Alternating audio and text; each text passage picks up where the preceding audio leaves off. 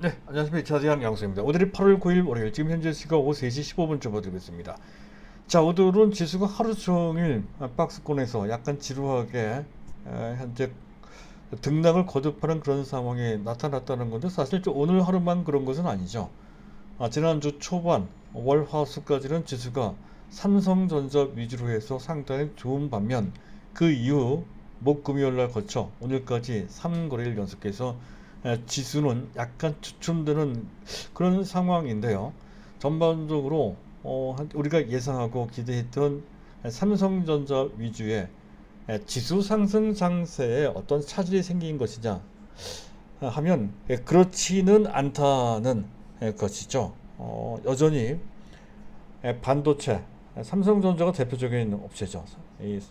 이 반도체 현재 실적 및 미래 향후 전망이 상당히 밝아요. 특히 내년도에는 이른바 진짜로 반도체 슈퍼 사이클이 온다라고 하는 그런 상당히 신뢰성 높은 그런 전망까지 나오고 있다는 것도 또한 그렇고, 자, 오늘 이재용 부회장의 가석방 심사위원회가 열리고 있죠. 석방 되겠죠. 뭐 그런 것도 모멘텀이 될 겁니다. 자, 그런 측면. 물론 아직은 미국의 조기 금리 인상 문제, 또 그와 연관되어 있는 테이퍼링 문제 아직은 남아 있습니다. 그것 때문에 당장 시험스럽게 올라갈 것이다 라고 하는 것은 전반적인 속도 측면에서 현재 만만치 않은 측면이 좀 있긴 있습니다.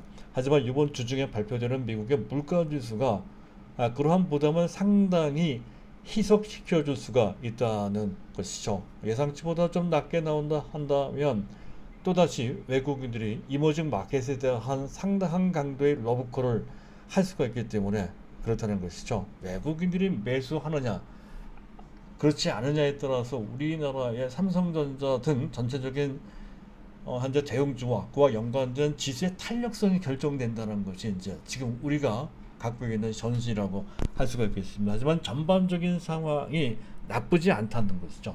단지 눈치를 보고 있는 상황이다 하는 정도로 보시면 될 것 같고요. 해서 기본적인 우리의 시각과 그와 관련된 전략을 크게 바꿀 필요는 전혀 없다는 것을 이제 먼저 말씀을 드리고, 다만 테마 측면에서 두 가지를 봐야 된다는 건, 한 가지는 2차전지, 오늘 2차전지 관련주들이 상당히 좋습니다. 2차전지와 그리고 그 전부터 계속 벌써 한 3개월째 되는 것 같습니다. 자, 메타버스 테마주들을 보고 있죠. 그런데 이 두 현재 2차전지 및 메타버스 테마는 그 성격이 전혀 다르긴 하지만 IT 또는 빅텍이라고 하는 전반적인 시대적인 흐름에 부합되는 테마군들이죠. 따라서 이들 종목들은 지수가 올라가더라도 꼭 박스권 장세에서만 반응하는 것이 아니라 지수가 삼성전자 위주의 IT 대형주들이 이끄는 그런 상승 장세에서도 이들 테마주들은 상당히 그 흐름에 부합되는 시세 분출을 할 것이다. 부합되는 정도가 아니라 더 빠르게 더 많이 올라갈 소지가 있다는 것이죠. 그래서 이 테마에 대해서는 지수 상황과 관계없이 박스권 장세이든 또는 지수 상승 장세이든 관계없이 계속 그 두 테마에 초점 맞춰서 밀고 나가야 된다 하는 것에 다시 방점을 두고 말씀을 드리고자 합니다. 자, 그것을 바탕으로 해서 오늘 제가 준비한 내용은 이런 것들입니다. 일단 2차 전지주들을 얘기 안 할 수가 없죠. 시장 맥락에 부합이 된다는 것인데, 특히 2차 전지 관련주들에 대한 전반적인 그 상황과, 특히 우리가 갖고 있는 종목은 대형주 중에서는 원래 갖고 있었던 종목이 LG화학이고요. 최근 들어 계속 강조드렸던 종목은 바로 SKC죠. 그래서 SKC를 중심으로 해서 계속 말씀드릴까 하는데, 특히 SKC는 말이죠. 금년도 금년이지만 내년도 실적이 더 좋습니다. 그래서 내년도 주가는 지금 현재 주가의 거의 2배 수준인 30만 원 정도까지 너끈히 올라가 줄 것으로 기대가 된다는 거죠. 왜 그런지 그 내용을 반드시 알아두실 필요가 있습니다. 그래야 딴 데 눈독 들이지 않고 SKC에 계속 정진할 수가 있고, 그리고 안 갖고 계신 분들은 지금이라도 매수할 수 있는 결심을 할 수가 있게 그 점을 강조 드릴 겁니다. 굳이 다른 종목을 할 필요가 있을까도 한번 생각을 해볼 필요가 있겠습니다. 2차 전지 중에서 말이죠. 자, 그리고 오늘 카카오뱅크가 지난 주말에 상장이 돼서 그날 상한가 들어갔고요. 물론 따상은 아니었습니다만 오늘 추가 상승을 하면서 장중에 뭐 거의 9만 원 넘어가는 적도 있었나요? 9만 원 넘어가기도 했었습니다. 자, 그런데요. 8만 9천 원까지 갔었군요. 자, 지금 현재도 급등 중에 있는데 이 카카오뱅크에 투자하기보다는 우리 입장에서 봤을 때는 너무나도 당연하고 또 너무나도 명쾌하게 네이버에 자신 있게 투자를 하시면 된다는 거죠. 네이버에 왜 그러냐 하면 네이버 파이낸셜이 있기 때문에 그렇습니다. 카카오뱅크에 비해서 네이버 파이낸셜은 그 저력에 비해서 너무 형편없이 저평가되어 있죠. 이미 상당 부분 평가들이 받고 있는 네이버 카카오뱅크보다는 아직은 평가받지 못하고 있는 네이버 파이낸셜은 아직 상장돼 있지 않습니다. 앞으로 상장하겠죠. 그 전에 모회사인 네이버에 투자를 해야 된다는 그런 관점으로, 그것도 자신 있게 말이죠. 자, 그 내용을 이제 말씀을 드릴까. 그리고 이제 마지막으로 메타버스 관련주들을 얘기 안 할 수가 없죠. 오늘 메타버스 관련주들은 전반적으로 현재 좀 힘이 없는 그런 모습입니다. 종목별로 약간씩 차이가 나는데요. 어찌됐든 그들 종목에 대해서, 특히 제가 말씀드린 종목에 대해서 간단하게 브리핑을 해드리는 그런 시간으로 현재 그런 시간을 가지도록 하겠습니다. 자, 오늘도 순서를 밟아서 자, 이슈부터 점검을 해야 될 건데요. 자, 보겠습니다. 자, 미국의 지난 7월달 비농업 일자리에서 노동부에서 발표되는 거죠. ADP에서 신규 일자리보다 훨씬 좋게 나왔습니다. 94만 3천 건이 생겼다는 것이죠. 비농업이니까 정부 부문, 즉 공무원 일자리까지 다 포함된 규모가 되겠습니다. 어쨌든 시장 예상치보다 훨씬 좋았고 ADP 발표치보다도 거의 2배 수준으로 훨씬 좋았습니다. 그래서 일자리 수와 관련된 우려를 깨끗하게 불식시켰다는 측면에서 현재 랠리를 정당화시키고 있는 호재로 볼 수가 있다는 거고요. 자, 그것도 그거지만 이번 주 중에 있습니다. CPI 그리고 PPI, 한 소비자 물가지수와 생산자 물가지수가 발표가 되는데 여기에 촉각을 곤두세울 필요가 있다는 거죠. 지난 6월 달에 5.4%로서 지난달 대비로 그만큼 늘었다는 거죠. 급증. 너무 지나치게 많이 늘었어요. 이것 때문에 조기에 테이퍼리를 한다, 또는 현재 금리 인상을 해야 된다라는 식의 얘기가 계속 부각되고 있다는 건데, 아마 이 물가가 시장 예상치보다 좀 낮게 나오면 그 얘기는 쑥 들어갈 소지가 상당히 높고, 그렇게 되면 될수록 이머징 마켓, 그중 가장 대표적인 국가가 한국 증시가 되죠. 그중에 가장 대표적인 종목은 삼성전자입니다. 이 삼성전자에 대한 외국인 러브콜이 강력히 재현될 소지가 높다는 것이죠. 이틀 만에 1조 넘게 순매수한 정도의 강도가 다시 재현될 소지가 높고, 만약에 그렇게 됐을 때 삼성전자 이번에는 8만 2천 원 정도 수준이 아니라 8만 5천 원, 9만 원 정도까지 바로 올라갈 수 있는 수순이 나온다는 거죠. 자, 그런 관점으로 봐야 된다는 거고요. 그리고 미 연준 위원들이 몇몇 매파가 한두 명 섞여 있습니다. 에스더 조지 같은 사람들이 들어가 있는데, 어쨌든 어떤 얘기를 해야 할지 주목할 필요가 있는데, 이미 어느 정도 알고 있는 내용이라서 시장에 주는 영향은 크지 않을 것으로 예상이 됩니다. 자, 이재용 부회장의 가석방 심사위원회가 지금 오늘 열리고 있죠. 아직 결과가 안 나왔습니다. 하지만 석방될 것으로 예상이 된다는 거고요. 만약 그랬을 때 우리가 반드시 투자를 해야 되는 가장 기본이 되는 종목은 기본 중의 기본이죠. 무조건 삼성전자고요. 그 중소형주는 보편성을 갖고 있는 종목. 왜냐하면 우리는 메타버스라고 하는 아주 공격적인 종목들을 이미 어느 정도 갖고 있습니다. 그런 가운데 현재 이 실적이 뒷받침이 돼야 되는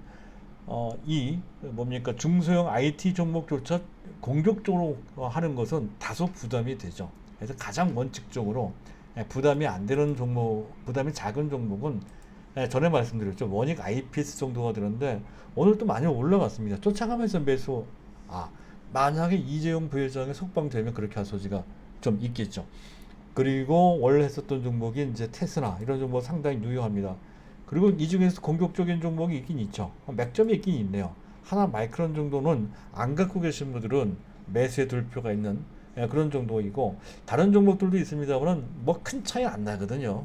굳이 따져본다면 그 전에 우리가 했다가 최근에 뺀 동진 세미캠을 다시 한다든가 하는 정도의 융통성은 가져볼 수가 있겠습니다. 일단 제가 설정해 놓은 세 가지 종목은 앞에 얘기했던 원익 IPS, 테스나, 하나 마이크론 등인데 지금 오히려 하나 마이크론이 맥점에 있는 것 같아요.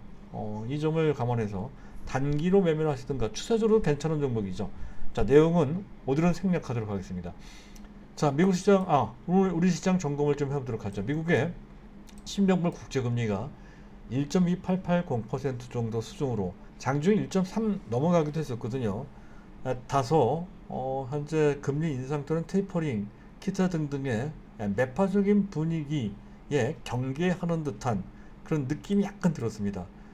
큰 문제는 아니겠지만 말이죠. 그리고 달러 인덱스는 92.8로서 여전히 높고요.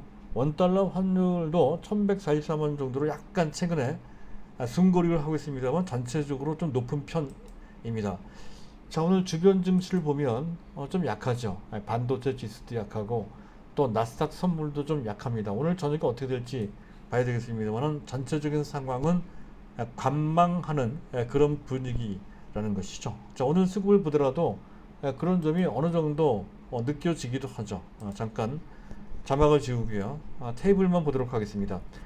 자, 일반 개인들만 유독 많이 매수하는 모습, 9천억 넘게 현재 이 시각 아직 마감되기 한 10분 전인데요. 대규모로 매수하고 있고, 그리고 외국인과 기관이 쌍끌이 형태로 순매도 하는데 사실은 외국인들이 삼각 순매도, 현재 거래소 코스닥 선물까지 다 같이 매도하는 지수가 내려가는 때 취하는 그러한 태도를 보이고 있습니다만 그 규모가 아주 크지는 않죠. 그래서 전체적으로 봤을 때 그들은 관망하고 있는 것이다 볼 수 있으며, 기관들이 현재 거래소 코스닥 현재 대규모로 매도하는 것은 단기적으로 매매하기 위해서, 특히 금융투자 위주로 매도가 나오는 것이 약간, 이 점은 약간 경계를 할 필요는 있겠습니다. 특히 코스닥에서 3천억 넘게 순매도를 하고 있는 그런 모습을 보이고 있거든요. 그래서 약간 이 점과 관련돼서는 경계를 해야 되겠다 하는 그런 관점인데, 그렇다고 해서 메타버스 관련주에까지 그런 수급이 기본적으로 영향을 주는 것은 아닙니다. 메타버스 관련주도 대부분 일반 개인들이 상당히 선호하는 파트라서 현재 기관들 수급에 크게 영향받지 않을 것으로 그렇게 예상이 된다 하는 그런 관점으로 이제 보시면 될 것 같습니다. 자, 그리고 한 가지 더 봐야 되겠죠. 현재 베이시스는 마이너스 0.23, 장중 내내 플러스를 유지하다가 막판에 마이너스가 됐습니다. 하지만 그 규모가 그 수준이 그렇게 낮지는 않죠. 장중 내내 플러스, 즉 컨텐츠 상태를 유지했다는 것도 전반적인 상황이 나쁘지 않음을 치사하고 있다는 거고요. 다만 플러스에서 마이너스로 반전됨에 따라 그와 연관된 프로그램 매매, 그 중에서도 비차익 프로그램 매매가 많이 나왔습니다. 그래서 지수가, 코스피 지수가 결국 마이너스가 됐다는 건데 추세적인 의미는 전혀 아니죠. 그래서 미국 증시 상황에 따라서 또는 이재용 부회장의 석방 여부에 따라서 현재 이러한 포지션은 현재 충분히 달라질 소지가 높습니다. 그런 관점으로 유연하게 이제 볼 필요가 있겠다 하는 것을 말씀드리면서 일단 이슈와 시장 점검은 마치도록 하고요. 자, 2차전지 관련주들에 대해서 좀 언급을 할까 합니다. 자, 2차전지 관련주들은 오늘 뭐 난리가 났습니다. 에코프로가 상한가 들어갔고요. 그리고 또 에코프로 PM, 그리고 그 외에 뭐 코스모 화학 등이 뭐 10% 넘게 급등을 하는 등 2차전지 관련주들, 그것도 대형주보다는 중소형주들이 상당히 탄력적으로, 군집적으로 몰려서 같이 동반 상승했다는 특징이 있다는 건데, 전체적으로 봤을 때는 순환매죠.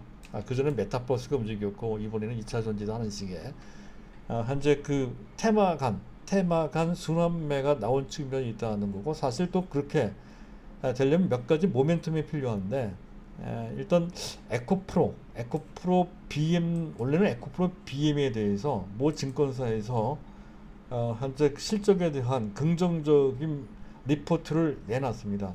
그래서 목표 주가를 상향 조정을 했고, 그런 흐름에 다른 증권사들도 거의 일제히 줄줄이 이 에코프로 BM 현재 30만 원대인데 근 40만 원 근처로까지 올라갈 수 있다라고 하는 현재 그런 전망을 내놨단 말이죠. 그런데 정작 주가가 탄력적으로 올라가는 종목은 그보다 주가가 싼 에코프로가 이렇게 상한가까지 올라가는 그런 분위기가 만들어졌고, 이것이 다른 종목에까지 영향을 미쳐서 같이 더불어서 또는 덩다리로 같이 올라간 측면이 높다 하는 건데, 주로 일반 개인들이 선호하는 종목들, 주가가 약간 싼 상대적으로 말이죠, 또 약간 가벼운 개별 종목 위주로 올라갔다, 이렇게 이제 보시면 될 것 같습니다. 즉 이들 종목만이 유일하게 계속 승승장구한다는 뜻은 전혀 아니죠.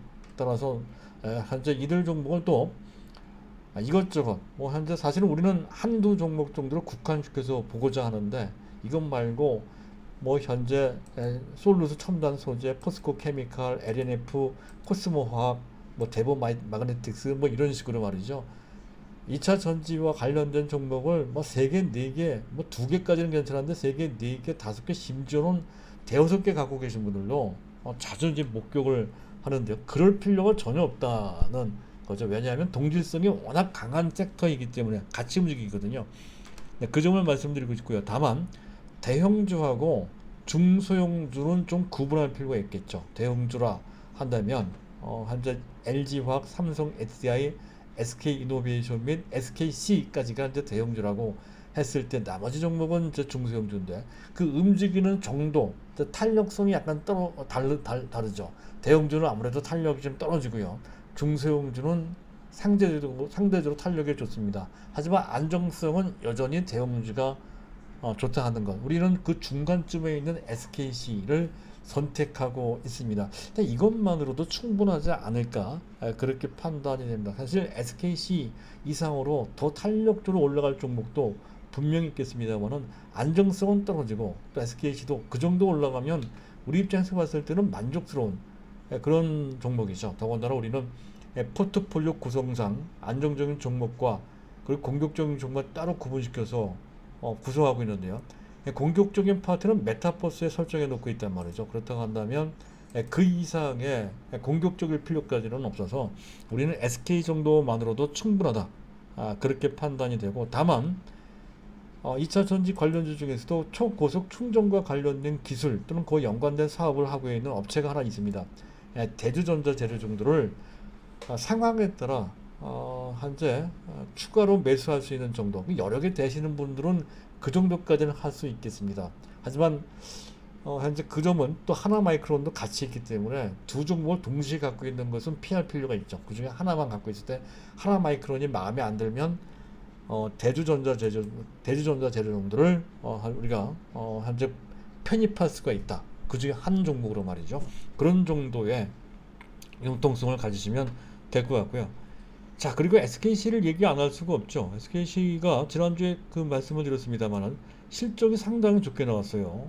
현재 전체 매출은 8,272억, 원래 한 7,500억 정도 나올 것이, 그것도 굉장히 긍정적으로 본 건데 그것보다 더 좋게 나왔습니다. 그리고 영업이익은 1,350억, 원래 한 1,100억 내지 1,100억 정도 봤던 건데 그 예상치보다 훨씬 좋게, 가장 낙관적인 실적 1,300, 설마 1,300억까지 나올까라고 할 정도의 낙관적인 시각으로 본 전망이 1,300억인데 그보다 더 좋게 나왔다는 거죠. 그만큼 폭증을 했습니다. 분기 신기록이라는 건데, 중요한 것은 그 중에 기존 사업 부분 POPG, 프로필렌 옥사이드, 프로필렌 글리콜, 주로 프로필렌 글리콜이 주 사업이라고 보시면 되는데, 화장품이나 또는 의약품 원료, 기타 등등에 쓰이는 그런 케미칼 제품이죠. 자, 이쪽 부분의 영업이익 규모 931억, 전체 영업이익 기여도가 거의 70% 가깝다 하는 거고, 산업소재 259억, 반도체 소재 78억, 그리고 넥실리스 자회 100% 자회사 넥실리스, 우리 SKC의 미래 성장 동력이다 하는 동박이 차지하는 영업이익 비중은 상당히 낮아요. 188억. 물론 작년 동기 대비 상당히 좋아지긴 했지만 거의 2배 수준으로. 하지만 실적 기여도는 13.9% 정도밖에 되질 않습니다. 바로 이것 때문에 해야 된다는 얘기죠. 바로 이것. 지금 현재 넥실리스가 엄청나게 커지고 있거든요. 그래서 내년 정도 되면 본격적으로 실적이 좋아진다라고 했을 때 그 기여도가 지금 13.9%지만 내년도 하반기 때쯤 되면 지금의 2배, 거의 30%, 내후년 되면은 50% 정도에 이를 것이다. 이렇게 예상되는 상황이란 말이죠. 바로 그 점 때문에 이미 안정적으로 기존 케미칼 분야에서 영업이익 기반을 닦아놓은 데다가 그리고 넥실리스 등을 통해 5공장 이미 가동됐죠. 6공장도 땡겨서 금년 말부터 양산 체제를 구축한다고 하죠. 그리고 조만간에 말레이시아 공장 및 폴란드 공장까지 가동시켜서 2023년까지 전 세계 최고 캐파 생산력을 갖추게 되는 25만 톤 내지 26만 톤 규모를 갖추게 된다는 거죠. 현재의 약 5만 톤의 5배 생산 체제를 구축하게 됩니다. 따라서 이 부분을 통해서도 적어도 영업이익 규모가 5배 이상 증가될 것이라는 것을 쉽게 계산해서 사실은 그 이상 증가가 될 거 거의 1,000억 원 단위의 영업이익이 나올 것으로 분기당 말이죠. 그렇게 예상이 된단 말이죠. 그래서 2021년도 영업이익 규모 한 3,600억 정도 더 나오겠죠. 그래서 4천억 이상 나올 것 같은데 일단 보수적으로 보고 3,600억 내년도 5천억 정도 사실 그 이상 나올 것 같습니다. 6천억 정도 분기당 1,500억 정도면 충분히 나올 것 같거든요. 한 6천억 정도 예상이 되는데 어찌됐든 보수적으로 보고 해서 5천억 이 정도만 해도 5천억 정도로 보수적으로 본다 하더라도 EPS는 6,500원 정도 나오고 그랬을 때 현재 PER은 20배 약간 넘어가는 수준이란 말이죠. 다른 2차전지 관련주들이 뭐 30배, 40배, 심지어 50배씩 되는 2차전지 관련주들이 많은 것에 비해서 지금 SKC는 상대적으로 좀 저평가돼 있죠. 현재 덜 부담이 됩니다. 그리고 SK그룹이 전체적으로 걸어가고 있는 에너지 생태계의 대변화에 한 축을 맡는다는 그런 관점에서 봤을 때 SK 위상도 달라진단 말이죠. 그래서 내년도 내후년도에는 금년에는 당연히 20만 원 정도 여건이 올라가고 내년도 정도에는 뭐 30만 원까지도 그렇게 어렵지 않게 올라갈 것이다. 그렇게 예상이 되면 따라서 전혀 흔들리지 말고 또 딴 데 눈독 들이지 말고 SKC에 초점 맞춰서 밀고 나가시면 된다 하는 것을 여태까지 뭐 1년 내내 강조했듯이 계속 강조드리고자 하고요. 자, 그리고 LG전자가 좀 떴죠. 지난 LG전자 잠깐 실적과 관련돼서 실적은 괜찮았습니다. 영업이익이 작년 동기 대비 65% 나왔다는 문제가 되는 것은 그 밑에 있는 부분 VS 사업 부분. 이 VS가 전장 사업부입니다. 전장 사업부가 자 2분기 때부터 흑자 전환이 될 것으로 예상 기대했던 건데 오히려 1,000억 원 정도의 대규모의 물론 일회성 비용이긴 하지만 어쨌든 적자가 나왔단 말이죠. 아마 그것 때문에 실명을 해서 현재 그 LG전자가 지난주 내내 약세를 면치 못했다 하는 건데 그 악재는 단기적인 악재에 불과하죠. 중요한 것은 내년도부터 실격이 본격적으로 특히 전장 사업부는 내년부터 이미 수주 잔량 60조를 받아놓은 게 있습니다. 그래서 내년부터 흑자 전환될 정도뿐만 아니라 본격적으로 고수익을 낼 수 있는 그런 단계로 접어든다는 거죠. 특히 또 IM 사업 부분, 즉 휴대폰 사업 부분이 지금 철수가 됐죠. 그렇게 되면 그에 따른 반사적 이익, 기업 역량을 집중시킬 수 있고 만성적인 적자 부분이 없어지니까 그에 따른 수익성도 상당히 좋아지게 됩니다. 그래서 PER은 낮단 말이죠. 그래서 지금 우리가 한 단계 얻어 터진 건 아니죠. 약간 우리가 현재 16만 5천 원 정도 잡으시는 분들은 많으실 겁니다. 그분들 약간 손실을 봤지만 개의치 말고 계속 밀고 나가시면 되고 안 갖고 계신 분들은 지금 매수할 기회인 것 같습니다. 그래서 어느 정도 그 일말의 가능성을 보여주는 그런 흐름이 나온 것으로 판단이 되고요. 자, 그리고 OCI만 아직 남아 있는데 요거는 좀 고민이 됩니다.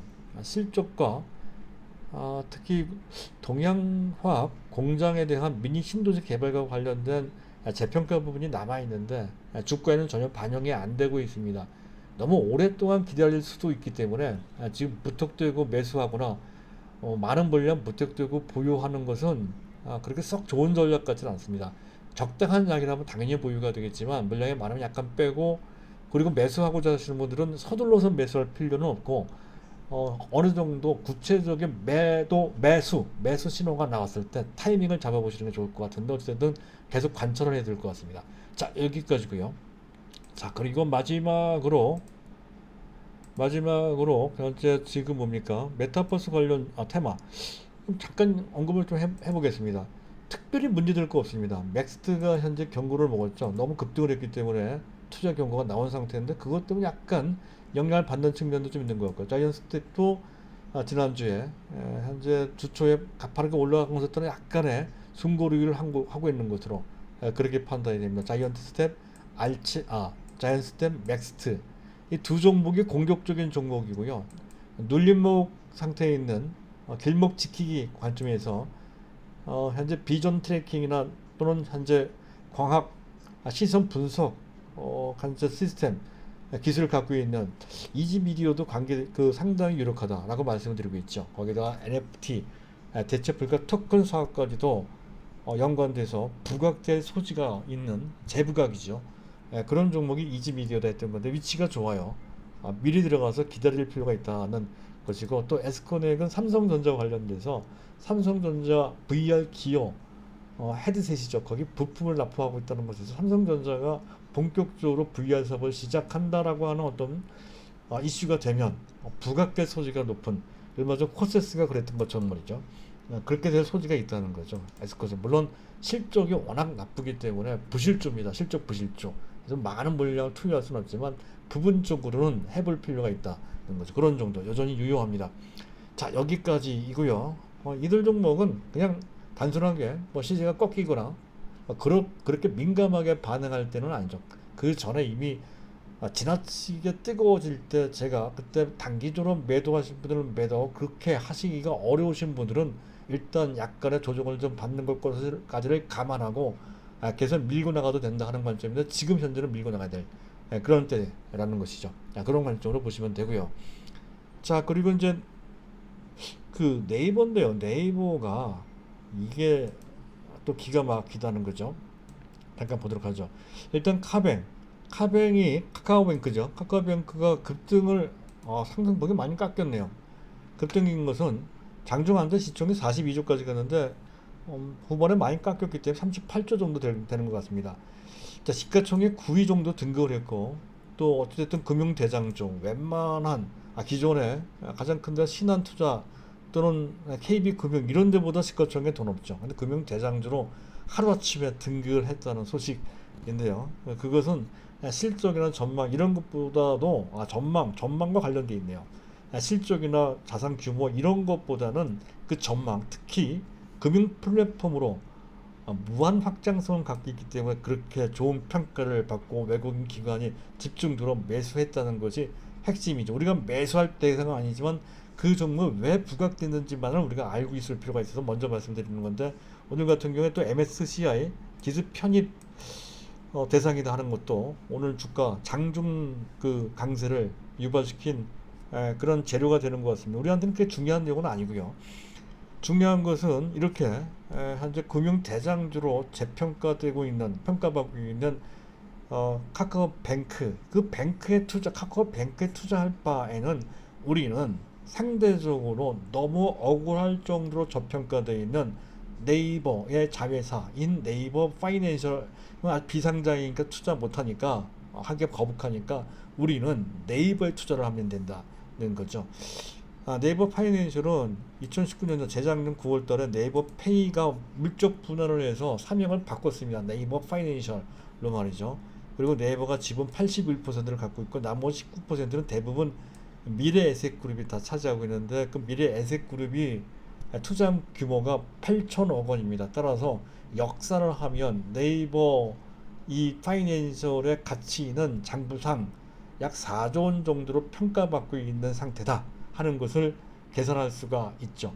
자, 그런데 지금 네이버 파이낸셜은 카뱅과 비교를 해봤을 때 그 초창기 전반적인 지명도, 관심을 받는 정도나 또는 회원 가입 이런 것 등은 카뱅의 초반기에 비해 훨씬 못 미치는 측면이 분명히 있기는 있습니다. 외형적으로 봤을 때 분명 그렇다는 것이죠. 그렇기는 하지만 향후 잠재력으로 봤을 때 특히 현재 온라인 쇼핑과 연결된다는 거죠. 온라인 쇼핑은 특히 네이버 같은 경우에는 카카오와 비교를 했을 때 절대적으로 앞서는 부분입니다. 그래서 네이버 파이낸셜과 현재 온라인 쇼핑과 연결됐을 때 그 시너지 효과는 카카오가 갖지 못하고 있는 어마어마한 잠재력이라 볼 수가 있는 것이죠. 또 네이버의 현재 지명도가 있기 때문에 카뱅만큼까지는 모르겠지만 적어도 상당 부분 현재 그 기존에 현재 그 금융 부분을 침식할 소지가 상당히 높죠.